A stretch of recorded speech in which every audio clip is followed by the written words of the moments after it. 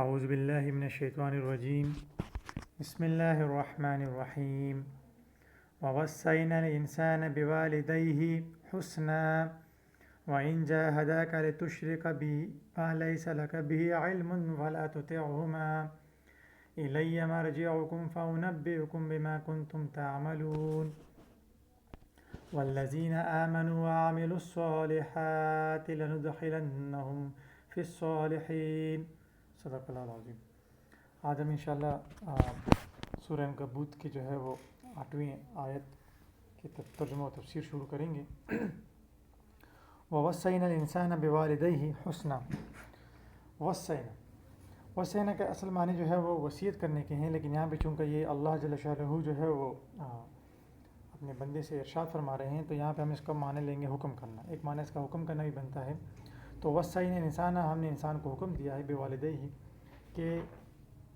اس کے والدین کے متعلق کہ جو حسنہ، کہ ان کے ساتھ حسن سلوک کرے۔ یعنی ہم نے انسان کو تاکید کر دی ہے کہ وہ اپنے ماں باپ سے بلائی سے پیش آئے، اس کے ساتھ بلائی کرے۔ یہاں پہ حضرت سعد بن ابی وقاص رضی اللہ عنہ کی جو ہے اس آیت کی شان نزول میں ان کا ایک واقعہ ہے کہ ان کی جو والدہ تھی وہ ان کی ایمان لانے کے بعد جو ہے ان سے ناراض ہو گئی تھی، تو انہوں نے کھانا پینا بند کر دیا تھا۔ پھر اس کے بعد انہوں نے جو ہے وہ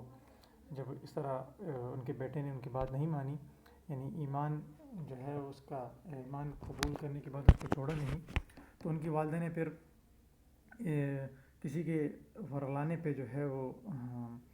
انہوں نے سائے میں بیٹھنا جو ہے وہ چھوڑ دیا تھا۔ پھر وہ دھوپ میں بیٹھتی تھی اور جو کوئی پاس سے گزرتا تھا تو اس کو بتاتی رہتی تھی کہ میرا جو بیٹا ہے وہ نافرمان ہو گیا ہے۔ تو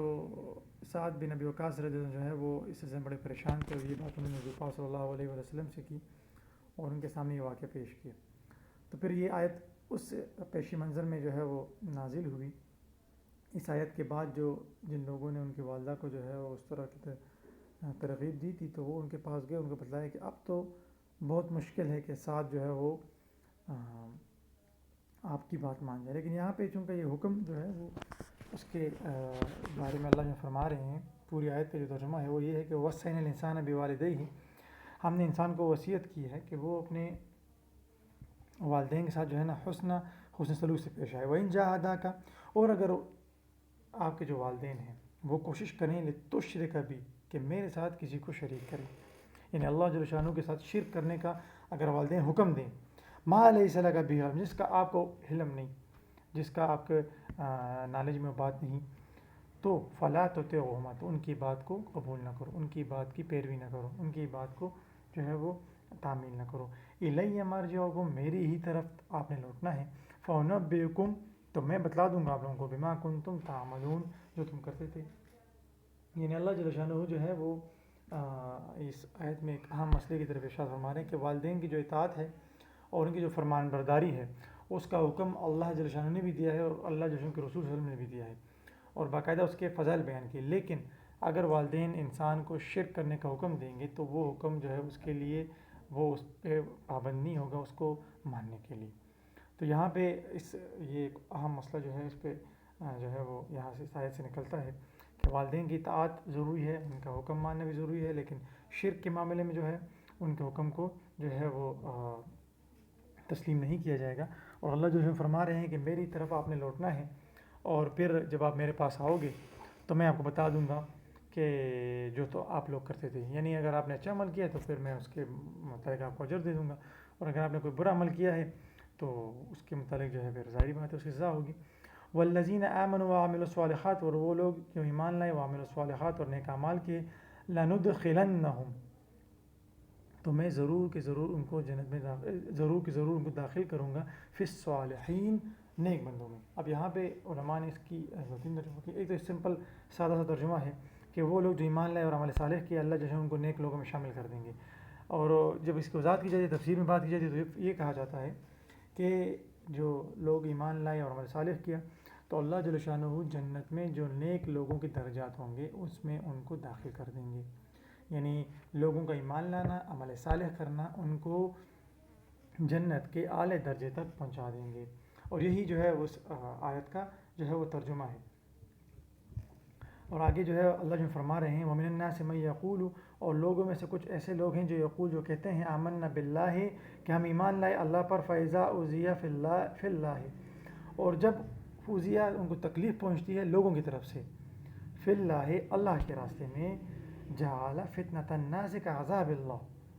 تو وہ لوگوں کے دیے ہوئے فتنے کو، یعنی لوگوں کی طرف جو تکلیف ان کو طرف پہنچتی ہے تو اس کو اللہ جل شانہ کے عذاب سے تشبیہ دیتے ہیں۔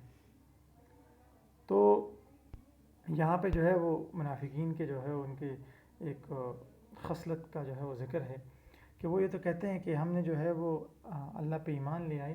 اور ہم جو ہے وہ مسلمان بن گئے، لیکن جب کبھی ان پہ جو ہے وہ تکلیف کوئی پہنچتی ہے اور جب ان تک کوئی جو ہے وہ ایذا پہنچتی ہے کفار کی طرف سے، تو وہ جو ہے اس کو اللہ جو ہے کا عذاب سمجھ بیٹھتے ہیں اور اس کو اللہ جو ہے عذاب جو ہے وہ بنا دیتے ہیں۔ اور وَلَئِن جَاءَ، اور اگر آ جائے، پہنچے نصر من ربک، تمہاری رب کی طرف سے کوئی مدد، یعنی مسلمانوں کو کسی جنگ میں یا جہاد میں کوئی فتح حاصل ہو جائے، یعنی ان کو اللہ جو ان کی مدد آ جائے، تو پھر یہ لیقولن، تو یہ لوگ کہتے ہیں انا کننا معکم، ہم تو تمہارے ساتھ ہیں، انا ہم کننا تھے معکم تمہارے ساتھ، اولیس اللہ، کیا نہیں ہے اللہ بِأَعْلَمَ، جاننے والا، خوب جاننے والا، بِمَا فِي صُدُورِ الْعَالَمِينَ، جہان والوں کے جو سینوں میں ہے۔ یعنی اللہ جو شمیہ میں فرما رہے ہیں کہ جو ان کا یہ فعل ہے کہ لوگ ان کو تکلیف پہنچاتے ہیں، یہ اس تکلیف کو جو ہے اللہ جل شانہ کے عذاب سے تشبیہ دیتے ہیں، تو کیا یہ لوگ یہ سمجھ بیٹھے ہیں کہ اللہ جل شانہ جو ہے ان کی ان منافقت سے آگاہ نہیں ہے، یعنی انہیں یہ گمان کر دیا ہے، اور جب اللہ جو ان کی مدد پہنچتی ہے مسلمانوں کے پاس تو یہ کہتے ہیں جی کہ ہم مسلمانوں کے ساتھ ہیں، اور پھر ان کو بتاتے ہیں کہ بھائی جی ہم تو کفار کی جو تکلیف جو ان کی طرف سے ہمیں جو ایذا پہنچتی تھی اس کی وجہ سے ان کے ساتھ ہو گئے تھے۔ تو اللہ جو آگے فرما رہے ہیں بڑی سخت الفاظ میں، یعنی وہی دے رہے ہیں کہ بھئی وَلَيْسَ اللَّهُ بِأَعْلَمَ، کہ اللہ تعالیٰ خوب نہیں جانتے، بِمَا فِي صُدُورِ الْعَالَمِينَ، جو جہان والوں کے دلوں میں ہے، جہان والوں کے سینے میں ہے۔ وَلَيَعْلَمَنَّ اللَّهُ الَّذِينَ آمَنُوا، اور یہاں پہ وَلَيَعْلَمَنَّ اللہ والی معنی وہی بنے گا جو ہم نے پچھلے دفعہ کیا تھا کہ اللہ جل شانہ ضرور کہ ضرور ظاہر کر دیں گے، بجائے اسے کہ اللہ جل شانہ ضرور کہ ضرور معلوم کر دیں گے، اللہ جل شانہ جان لیں گے۔ اس طرح کے جو الفاظ ہیں وہ اللہ جل کی جو صفات ہیں وہ اس سے منافی ہوتے ہیں۔ تو یہاں پہ ہم اس کا وَلَيَعْلَمَنَّ اللَّهُ کا جو ترجمہ کریں گے وہ یہ ہوگا کہ اللہ جل شانہ ضرور کہ ضرور ظاہر کر دیں گے الَّذِينَ آمَنُوا، وہ لوگ جو ایمان لائے، وَلَيَعْلَمَنَّ الْمُنَافِقِينَ، اور اللہ جل شانہ معلوم کر دیں گے، ظاہر کر دیں گے منافقین کو۔ تو یہ اصل میں قیامت کے دن کا ذکر ہے کہ اللہ جل شانہ جو ہے وہ مومن لوگوں کو بھی ظاہر کر دیں گے، ان کو ان کے اعمال کی جزا دے کے، اور اسی طرح منافقین کو بھی جو ہے وہ ظاہر کر دیں گے، ان کو ان کے اعمال کی سزا دے کے۔ آگے جو ہے وہ اللہ جل شانہ جو ہے وہ مسلمانوں کے ساتھ جو فریب برتتے ہیں کفار، اس کے بارے میں ذکر کر رہے ہیں کہ وقال الذین کفروا، اور کہتے ہیں وہ لوگ کفروا جنہیں کفر کیا، للذین آمنوا، ان لوگوں کو جو ایمان لائے، اتبعوا سبیلنا، آپ ہمارے راستے کو، آپ ہماری اتباع کرو، ہمارے راستے کو اپناؤ، ہمارے راستے پہ چلو، ولنحمل خطایاکم، تو ہم اٹھا لیں گے آپ کے گناہ۔ یعنی کچھ کفار ایسے تھے کہ جو مسلمانوں کے کہتے تھے جی کہ آپ ہمارے راستے پہ آ جائیں تو آخرت کا جو عذاب ہے اس کے بارے میں آپ کو ڈرنے کی ضرورت نہیں ہے، آخرت میں آپ کے گناہ کو ہم اٹھا لیں گے اور ہم آپ کے خطائیں جو ہے نا ان کو جو ہے اس کی جو سزا ہوگی وہ ہم وصول کر لیں گے۔ وہاں ہم اللہ جو آگے فرما رہے ہیں کہ وہاں ہم بحاملین، اور وما ہم وہ کچھ بحاملین نہیں اٹھا پائیں گے، من خطایاکم، ان کے گناہ، من شیء کچھ بھی، انہم لکاذبون، بے شک وہ جھوٹے ہیں۔ یعنی اللہ فرما رہے ہیں کہ وہ ان کے بوجھ میں سے کچھ بھی بوجھ نہیں اٹھا پائیں گے، بلکہ یہ لوگ تو جو ہے وہ جھوٹے ہیں۔ وَلَيَحْمِلُنَّ أَثْقَالَكُمْ وَأَثْقَالًا مَعَ أَثْقَالِهِمْ، اور یہاں پہ جو ہے وہ اللہ نے فرما رہے ہیں کہ البتہ، یعنی جو لوگ یہ کام کرتے ہیں، یعنی اس طرح کی باتیں کرتے ہیں یا اس طرح مسلمانوں کو رلاتے ہیں، تو اللہ نے ان کے بارے میں فرما رہے ہیں کہ البتہ وہ اٹھائیں گے، وَلَيَحْمِلُنَّ، البتہ وہ ضرور اٹھائیں گے، اثقالکم، اپنے بوجھ کو، وَأَثْقَالًا مَعَ أَثْقَالِهِمْ، اور کتنے ہی بوجھ ساتھ اپنے بوجھ کے، یعنی اپنے بوجھ کے ساتھ وہ کتنے ہی بوجھ اٹھائیں گے. یہاں پہ جو مفسرین جو تفسیر کرتے ہیں اس آیت کی وہ یہ کرتے ہیں کہ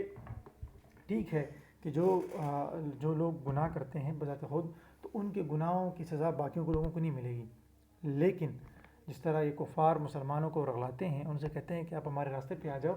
ہمارے راستے پہ آنے کے بعد جو ہے ہم آپ کے قیامت والے دن آپ کے جو گناہ ہیں وہ اپنے اوپر اٹھا لیں گے. تو اللہ جو ہے نا ان کے گناہوں کی سزا ان کو نہیں دیں گے کفار کو، لیکن ان کے اس ورغلانے کی وجہ سے ان کے بوجھ میں اضافہ ضرور ہوگا. یعنی ان کا جو اپنا بوجھ ہے وہ تو ہے ہی اپنے گناہوں کا، لیکن چونکہ انہوں نے مسلمانوں کو ورغلایا تو ان کے ورغلانے کی وجہ ورغلانے پہ جو ان پہ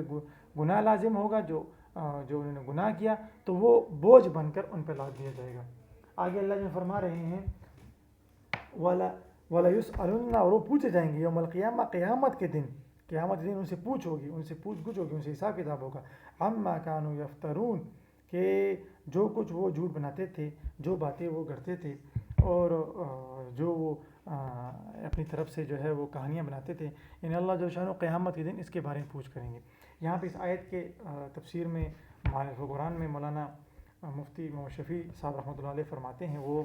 اس کی جو ہے وہ وضاحت اس طرح کرتے ہیں کہ جو سورۃ النجم کے آخر رکوع میں جو ذکر کیا گیا ہے کہ افرأیت الذی تولی واغطی قلیلا واکدا، کہ ایک شخص تھا جس کو اس کے کافر ساتھیوں نے یہ کہہ کر دھوکہ دیا کہ تم ہمیں کچھ مال یہاں دے دو تو ہم قیامت اور آخر کے دن تمہارے عذاب کو اپنے ذمے لے کر تمہیں بچا دیں گے. تو اس نے کچھ مال ادا بھی کیا اور پھر کافی عرصے تک اس کو ادا کرتا رہا، پھر اس نے چھوڑ دیا اس چیز کو، مطلب جب اس کے سامنے حقیقت آشکارا ہوئی. تو یہاں پہ اس کی طرف بھی اشارہ ہے، اور یہ مسئلہ بھی یہاں پہ جو ہے نا وہ اس کی وضاحت ضروری ہے کہ کسی بھی انسان کے جو گناہوں کا بوجھ ہے وہ باقی انسان نہیں اٹھا پائیں گے، ہر بندہ جو ہے اپنے گناہوں کے بوجھ کو خود اٹھائے گا. تو یہ اس آیت سے بھی یہ مسئلہ ثابت ہو جاتا ہے. انشاءاللہ آج کے لیے اتنا ہی،